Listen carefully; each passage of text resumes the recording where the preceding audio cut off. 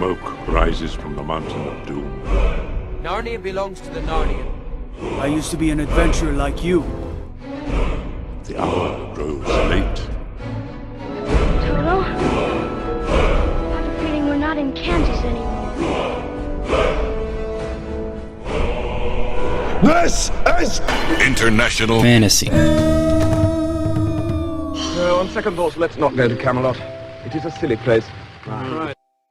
Good evening, ladies and gentlemen, boys and girls, and adventurers from all the fantasy realms. My name is Dreii Fernandez, and this is International Fantasy News, the show where the news is fantastic and our ratings aren't. For those of you not familiar with our show, we are coming to you tonight from our magical headquarters outside of the multiverse. Tonight, we'll be reporting on fantasy news from all across the many universes, but focusing especially on the upcoming expansion to Azeroth in the World of Warcraft universe. Before we begin, we would like to thank tonight's sponsors, the Great Dreamer Cthulhu, Lord of Unknown Kadath, Jared the Goblin King, recently re-elected ruler of the Labyrinth Realm, Keep Dancing Jared, and lastly, Arnie's Discount Wands, the only place in the multiverse where you can get a quality wand for 2 coppers or less. Thanks, guys. We couldn't do it without you. Oh, and before I forget, a special note to Cthulhu. Could you please stop sending us dreams of dying 1,000 deaths? It's really starting to get annoying. Thanks.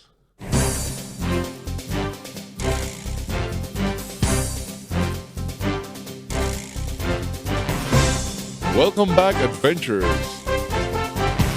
I am Dreii, and this is the news. A protest is being held in Azeroth today by members of the King's Council of Stormwind. For more than 12 years now, these councillors have complained of lax security measures within the throne room, despite the many armed guards standing idly by. According to a written complaint filed on behalf of the councillors, multitudes of adventurers of all races, classes, and fame levels have come into the throne room daily and interrupted the proceedings almost constantly. Some are claimed to have engaged in such strange behaviors as jumping up and down randomly, dancing in state of undress, or simply standing perfectly still for long periods of time. Few are reported to pay the proper respects to the king, and all legal proceedings have ground to a halt. The protest is scheduled to last until new measures are enacted to protect the dignity of the court. The king has said, and I quote, "I am of 2 minds about all this," end quote, but has declined to comment further at this time. Archdruid Lathorius of Azeroth's Druids for the ethical and humane treatment of animals has raised concerns about the environmental impact of opening up the new Broken Iso continent to the general public. According to the DEHTA, past experience with new lands have proved significant threat to the local ecosystems and can all but ruin any serious studies of local fauna. We've seen this happen time and again. Some new land is discovered or shows up randomly from out of nowhere, and as soon as it's open to the public, it's swarming with bloodthirsty adventurers looking to kill every living thing on it. We never even get a chance to study half the creatures that are reported on these new lands before some sword-swinging moron is dragging in its bloody remains and asking if someone wants to buy them for a few coppers. It's disgusting. Representatives from Nezingwary's expedition have already issued a statement that any adventurers that travel to the new land will be on their best behavior and not indulge in the sort of wanton slaughter that Lathorius describes. Despite this, it is hard to ignore the many past instances in which this exact thing has happened before. Lathorius disagrees with Nezingwary's and goes on to say, "Honestly, at this point we've tried everything. Unfortunately, our desire to preserve the possibly endangered species of these new lands just can't compete with all the random jackasses offering a new pair of shoes for 100 demonic rabbit feet, or whatever weird nonsense they have over there." When asked for comment about Lathorius' remarks, the representatives from Nezingwary's expedition has confirmed that, as far as he knows, the new shoes being offered so far really are quite nice.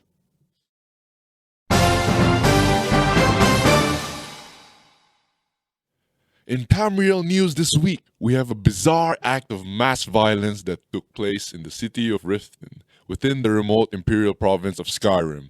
Reporter Casey Strait has more on the story. I'm here in Riften, standing near the Scorched Hammer blacksmith, where multiple witnesses have confirmed the incident took place. It began like any other day in Skyrim.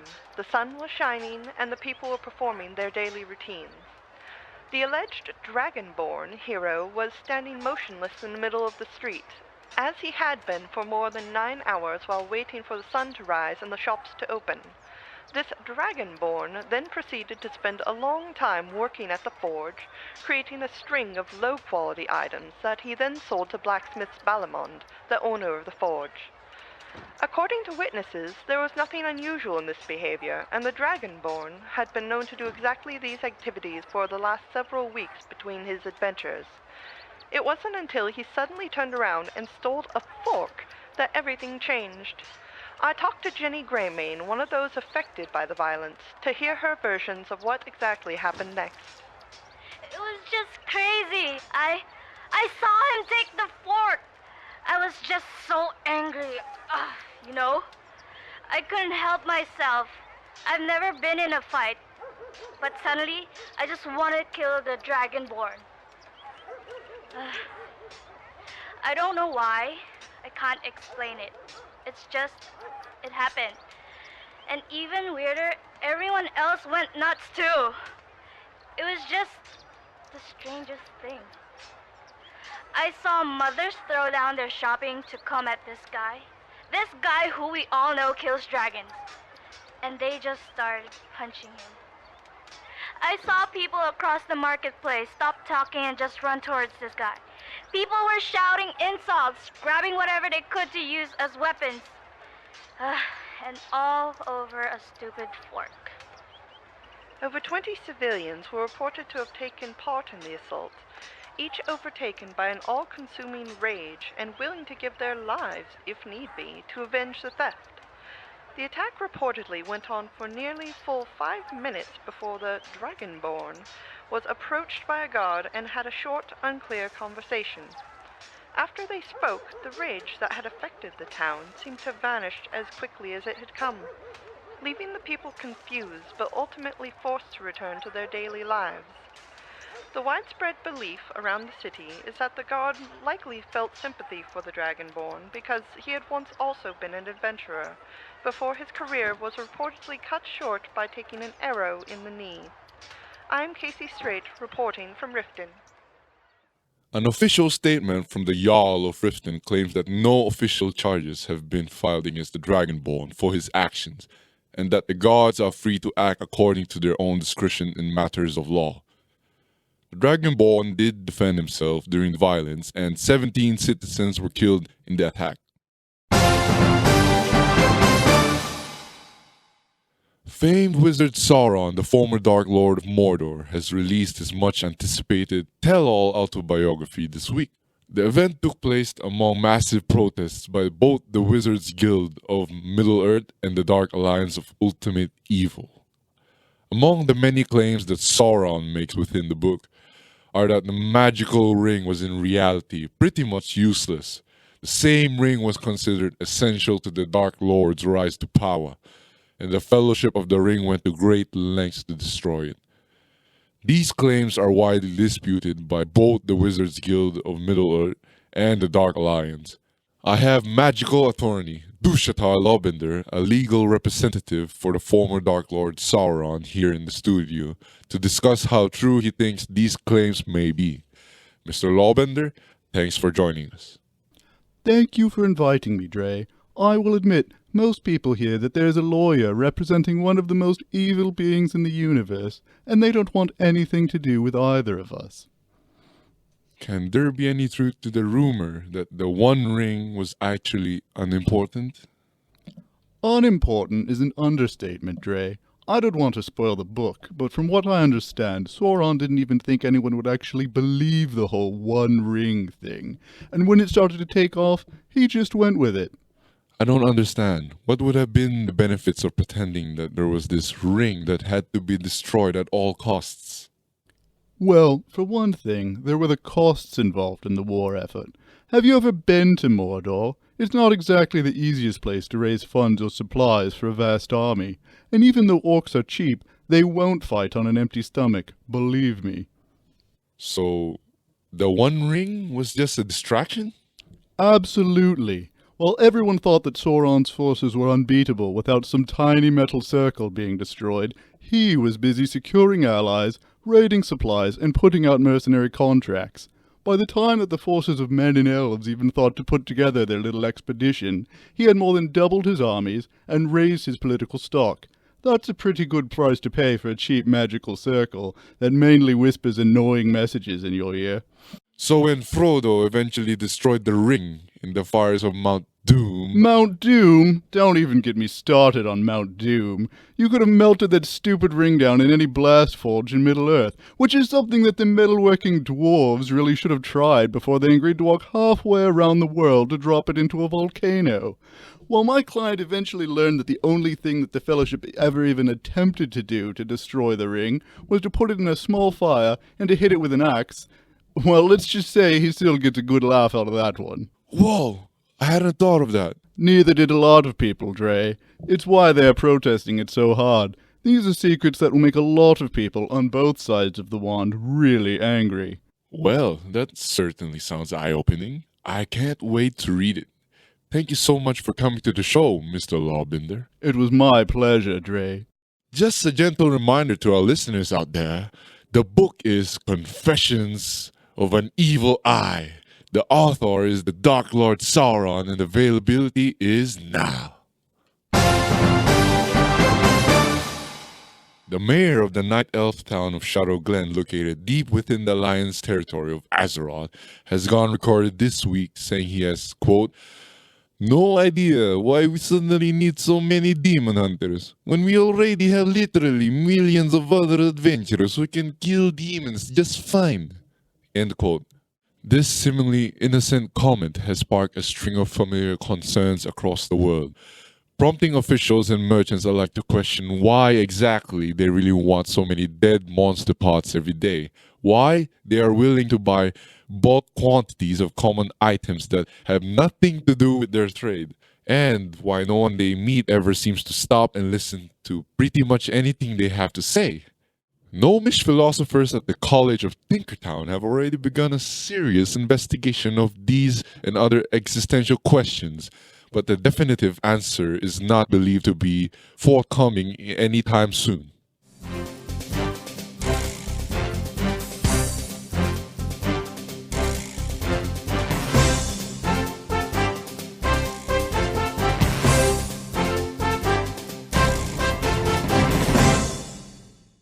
We come now to today's interview segment, in which our magical reporters brave the multiverse to bring you, the listener, new and innovative perspectives on the fantasy realms. For today's segment, we'll be focusing on the recent Legion expansion in the World of Warcraft universe. The realm of Earth. The World of Warcraft itself is experienced through the home computers of the various godlike beings of the people who live there. Veteran correspondent Casey Strait has traveled deep into this strange realm to interview one of these mysterious beings that control not just one adventurer, but an entire guild within the World of Warcraft. Casey will be interviewing Sabaoth and Eerie, guild leader of Gone Fishing, located in the realm of Scarlet Crusade within the World of Warcraft universe. Good evening, Sabaoth and Eerie. First off, can you tell us a little bit about how long you've been playing World of Warcraft? Well, at this point, I would say about 12 years. About 6 months, give or take a sabbatical. All right. What drew you into the game, and why have you kept with it all these years?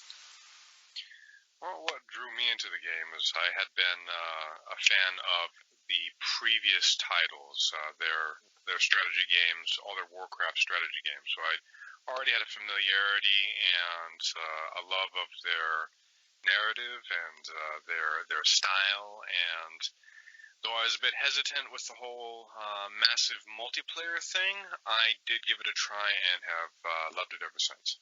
All right. Roughly how many hours a day that you spend on the game every day? Oh, that time has gone down over the years, but maybe hour and a half, 2. 3.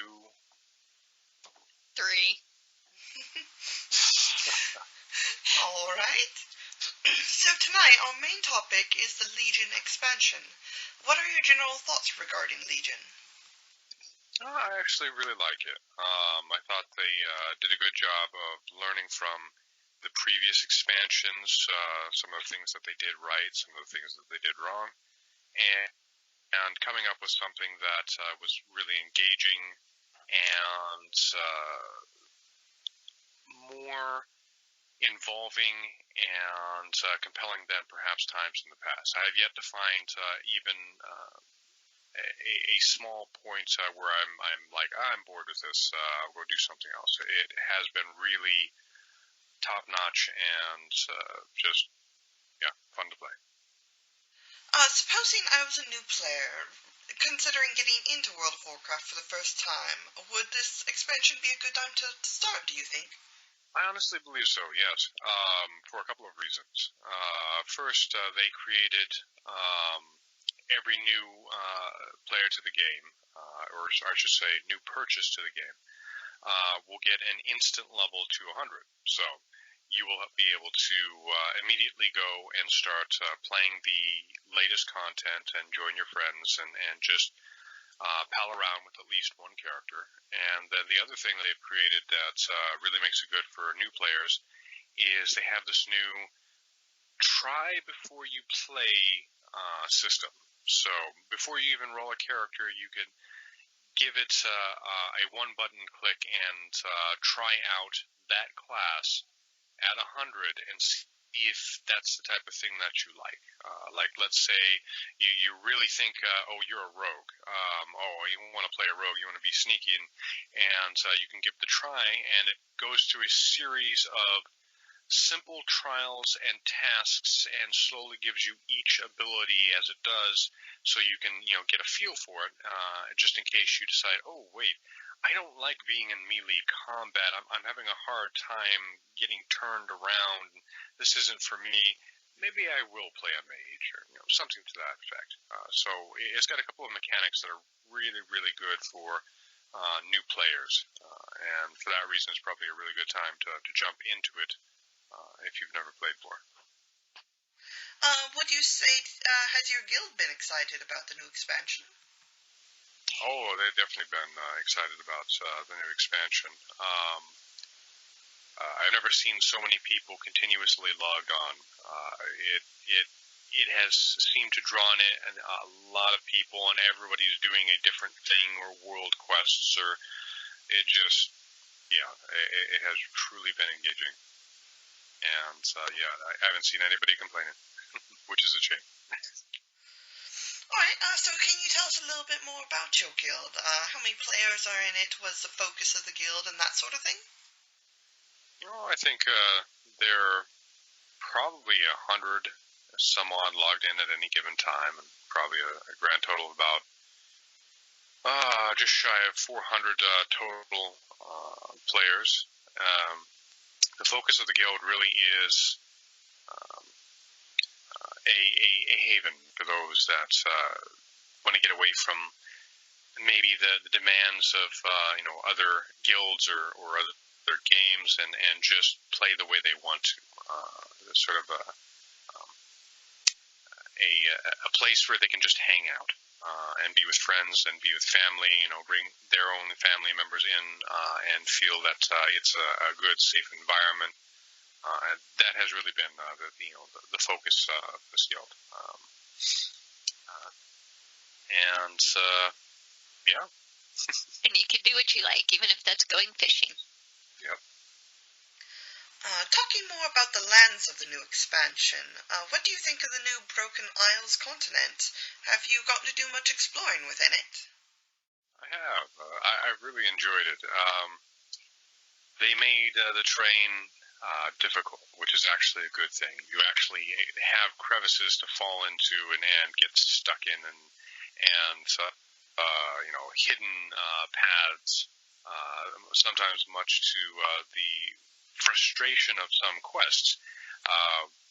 there has been at least one occasion where we see a world boss, a world quest with a boss at the end of it, and could not figure for the life of us how to get there. So overall, it's actually a good experience. I do personally like the art from Mists of Pandaria a little bit better, but Legion did a very good job. There's a lot of beautiful things. And I'm going to say it's equal in terms of the art. I like Pandaria is one type of beauty, and then Legion's another type of beauty. Legion's more of like that twist on nature, the darkness. You can feel that there's something that's taking over that shouldn't be there.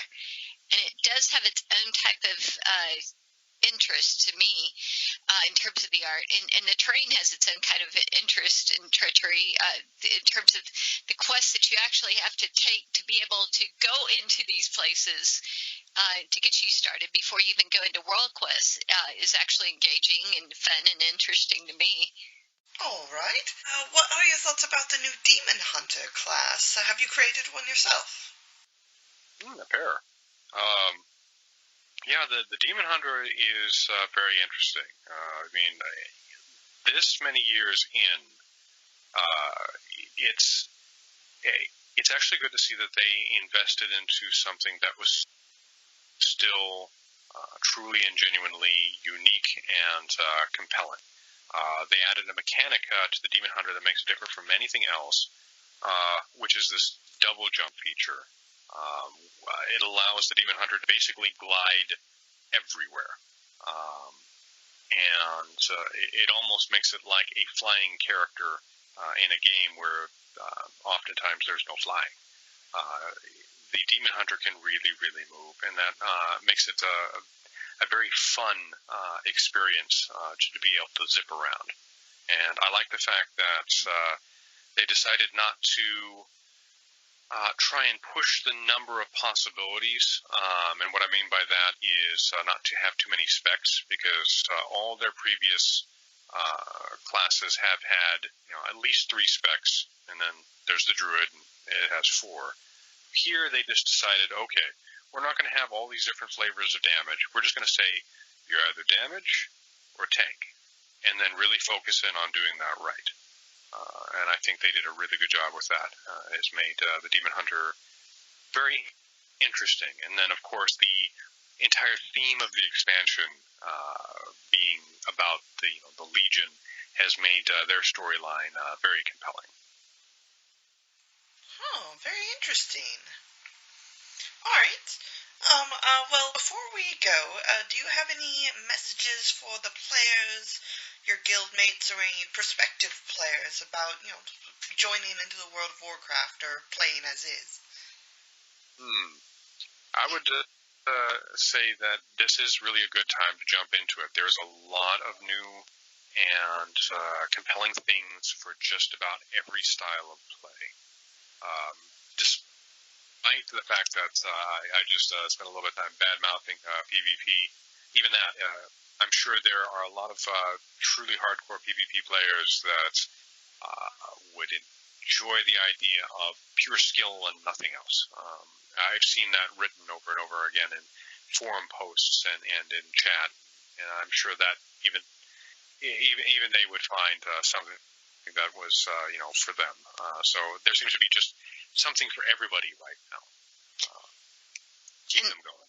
In the story, there's slow reveals of the stories. Yes. So if you're somebody like me that's not familiar with the stories, you get the background, and then you see where it's taking you. Thank you once again to Sebaoth and Eerie for their time across the realms. This is Casey Strait for International Fantasy News.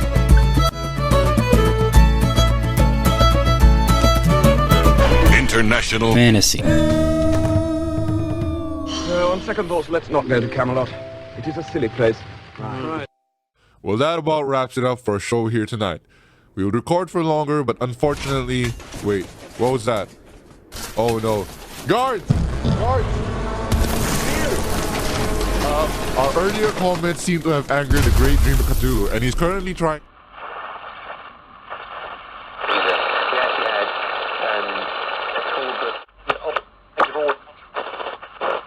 Our battle mages are attempting to fend him off right now, armed with Arnie's disarmor. The only ones that are trying. The ones aren't doing anything. Ash! The ones aren't doing.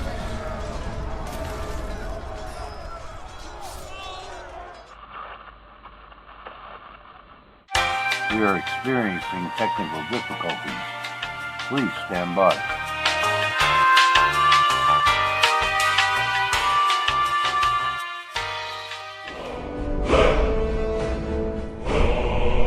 This is International Fantasy. On